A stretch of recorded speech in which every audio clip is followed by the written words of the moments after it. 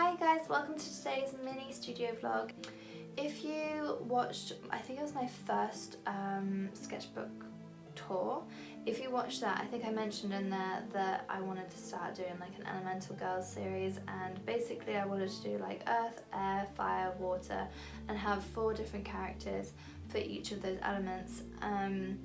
And I'd already come up with 2, or there was 2 characters that I'd already made that I could possibly have used. And that was Nushka, which Nushka has been OC of mine for a very long time, but she's almost just been like mostly an idea. She hasn't really formed as such. I think she's generally always been a mermaid, and I've always sort of thought of her as being like born from like a waterfall of the moon.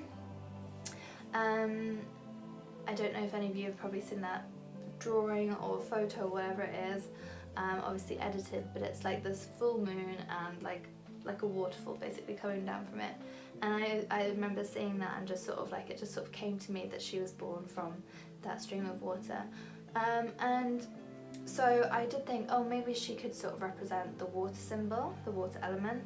And then I also had another character, which I think her name was Himibe, and she was supposed to be like the earth character. But I don't feel like they necessarily fit. For me, Nushka isn't really a water element girl. She's more like represented by the moon and stuff. My drawing that I do, my painting that I've done before of the lunar goddess on the moon with the like white hair, she is very much based off of Nushka. So yeah, so anyway, I decided to come up with 4 new characters. So the first name that I picked for one of my elemental girls, my water elemental girl, is an Indian name which is Vari, and it means water or sea. Well, that's what the internet tells me, so that's what I'm going off of.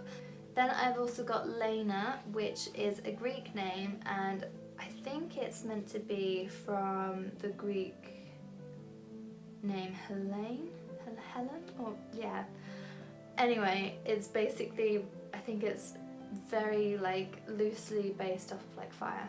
And then there's the Earth Elemental Girl, and she is going to have a Greek name, which is, I think it's either said Kaya or Kaya, and it basically means earth. And I think I'll probably use it in like the sense of saying Kaya, but it probably is Kaya.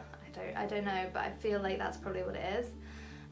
And then, so for air, I'm going to have another Greek name, which is Ori, and it means soft air. So I thought that was really nice, and I think it means breeze as well. So yeah, so I've got Vari, Lena, Kaya, and Ori. And I just thought they were really nice names, and I love that they've got like the meaning of the element behind them as well.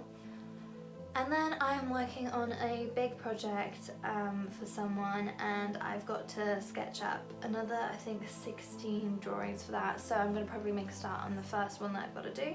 And yeah, that's all I'll probably get done today. I don't think I'll get all of it done today, but that's sort of what I've got going on in my mind that I need to get done like sooner rather than later. So I wanted to talk about how you find your style in this video.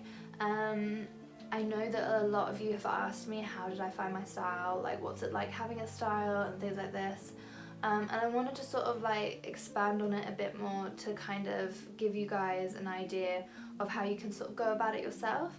I think, like, to me it seems pretty simple to do, but I do remember it taking a while, and I remember feeling frustrated that my art just wasn't coming out how I wanted it to. And I'm sure you'll probably feel like that as well, that like what you're putting onto paper is not you in a sense. It's not fully you, it's not exactly how you're picturing it in your mind, it's not exactly what you're wanting, but unfortunately that's just how it's coming out. So I have 4 tips for finding your style. My first tip is to research other art. So basically I want you guys to go out there and to look on things like Pinterest, and you can search like witchy illustrations if that's the kind of thing you're looking for, or girl illustrations, fashion illustrations. Illustration is sort of like the key if you're going for that cartoony kind of style. If you're obviously looking for realistics, then you'd obviously do the same, but you'd be like realistic drawings or realistic portraits, that kind of thing. And so you want to research that, and it'd be great to make like a Pinterest board and to go through and sort of pin your favorites. Once you've pinned your favorites, then you can almost look at it collectively as a whole, and you can sort of look at what it is you like about the different pieces of art you're looking at. Is it like the colours? Because if so, then that's something you should incorporate within your own art. Is it the way that the eyes are drawn or something like that? And then you go through and you pick out those things, and you can write down these things to sort of keep it always fresh in your mind exactly what it is that you like or you're trying to achieve. And then you have that research to go off of, and you have that research to practice with. And so my other tip basically falls, like, it connects to that quite well. So it's basically to look at what other artists are doing and pick bits of their art that you like. So for instance, if you looked at my art and say you like the way that I draw the eyes without pupils, that's the way I currently do it, I don't know if I'm going to change it in the future, but say you like that, then you would try and draw your stuff without pupils. So almost go through and look at different features, look at the way they draw hair or bodies, whatever it is that appeals to you, and try and incorporate it into your own style. But the thing is, you're not going for copying someone's work like just like that. You don't want to just become somebody else's art, because I feel like that's not being authentic to yourself, and I feel like you're not really going to get anywhere by doing that.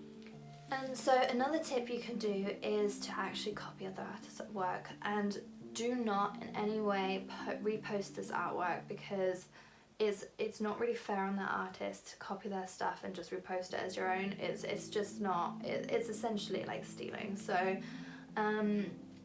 what you want to do is, if you do want to copy someone else's work, so you can try and get feel for how it feels with your hand when you're drawing it, you can kind of get used to how it's been drawn. If you see, it's sort of like repetition and practice, then do so. Just don't repost it. Keep it as almost like a learning curve, like you're sort of, it's not something you're showing to anyone, it's just something you're doing for your own personal progress with your art. I feel like I've added a tip in with that, but yeah.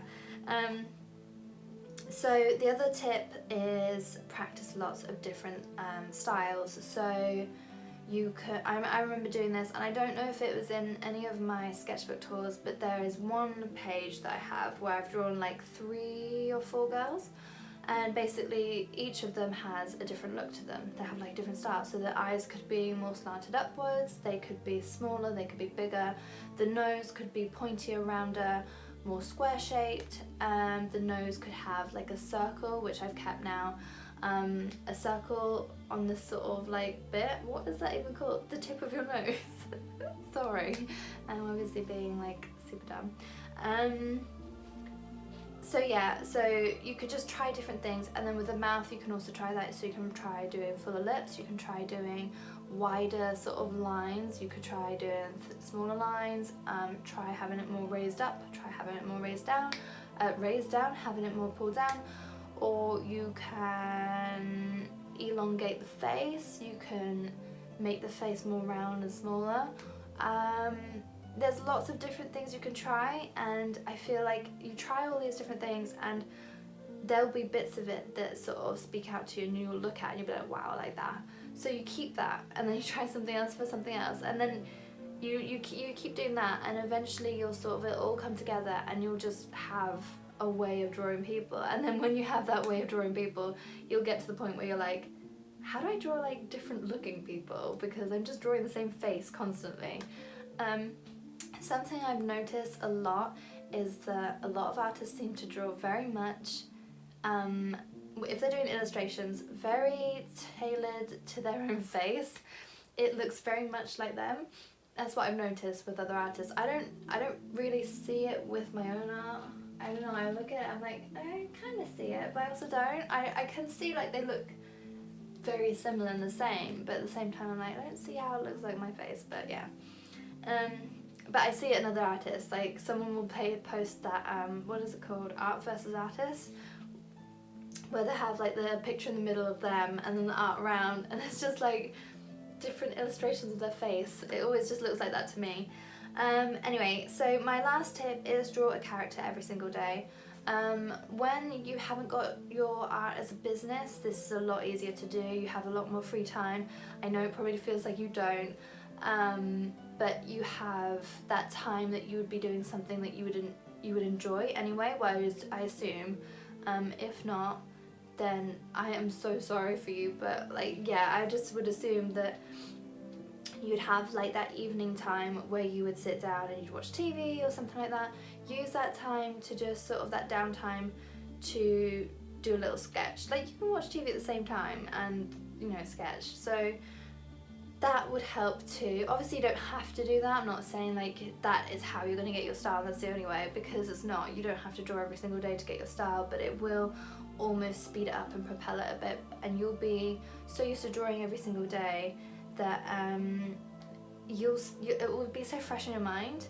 Whereas if you left it a little while, I find that if I don't draw for like a week or so, I almost have to do like a warm-up sketch to like get back into it. I'm like, how do I draw again? I hope that helps you guys. So the last thing I want to say is that this isn't style related, by the way, so this is just part of the vlog, is that I've been making Christmas gifts for my friends, and I made this cute little heart hanging like wall decoration. So basically you hang it on the wall and it'll be like a little decoration, and I made this one, and I don't know, I think it like could do with like being more professional, like maybe I need to take more time with it.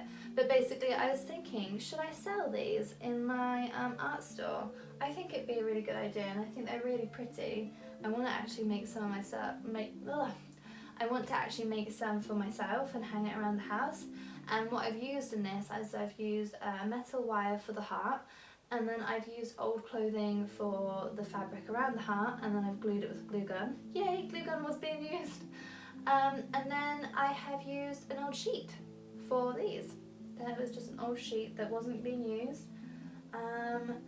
And yeah, so I love that it's sort of like upcycled as well, and it could be used for something else, because that sheet, I wasn't going to do anything with that sheet. There's no like use for it. So yeah, should I make these and sell them in my store? I was sort of thinking price wise would be about £15 for this one. Just because I think I'll take a bit more time with it, and I'll make it a bit more special. Not special, I'll make it a little bit more professional and make it a bit more like tidy. I don't really know. It looks really nice to me as it is, but I feel like some people might have a problem with like, I don't know, like the fact that the fabric moves on the heart. I don't know. I don't really know, but I feel like it needs to be more professional to be sold. I don't know. So yeah, so I've been making those, and I've been making them for my friends. I made these Cancer Moon bath salts, and so they've got clary sage, I can never say this, ylang,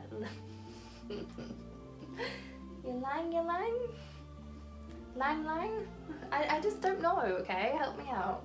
And it's got Himalayan salts, I think that's what it's called, and sea salt in there, and rose petals, and a clear quartz inside. And I put it under the full moon, the Cancer full moon, so it's been charged by the Cancer moon. Oh, it smells so nice.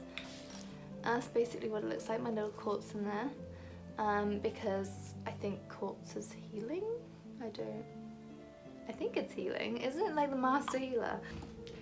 And so I've made like a few witchy things, which was so nice to do. I've also made some like wooden pentagram thingies like this, for friends as well, and I don't know, it was nice. It felt like I was getting back to like my witchy self, which I've been sort of neglecting for a little while, because I've sort of been trying to put all my energy into my art and into home life, like parties and stuff.